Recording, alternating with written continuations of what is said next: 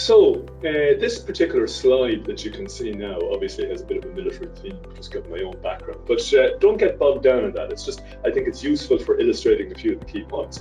Essentially, we're addressing the idea of formal versus informal leadership. And if you see the two top slides, you see the typical drill instructor recruit type relationship. It's very didactic, it's in your face, it's very authoritative at a low tactical level. You see the Marine Corps general there.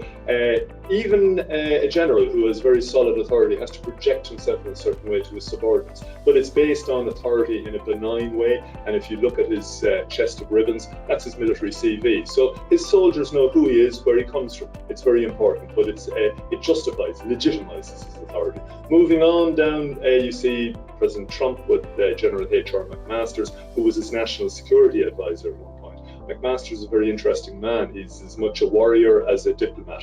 And this was where you have the servant type relationship, but he has to speak truth to power.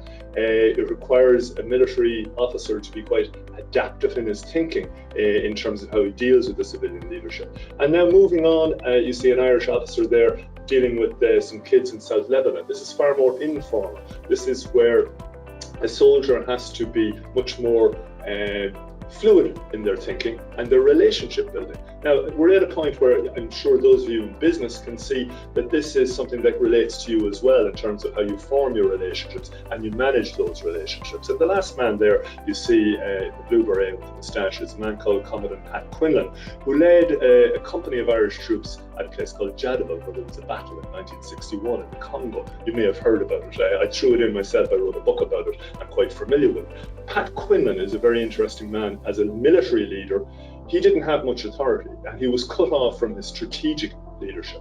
So he resorted back to the basics, the fundamentals of what he knew as company commander, having his men dig in and defend. And he relied then heavily on informal leadership techniques and adaptive leadership techniques in order to hold his position and build and maintain the trust with his troops. As a result, they held out 150 odd men against a force of 3,000 without losing any of their own men. The point here is we have to be agile in our mindsets, isn't that right? Yeah.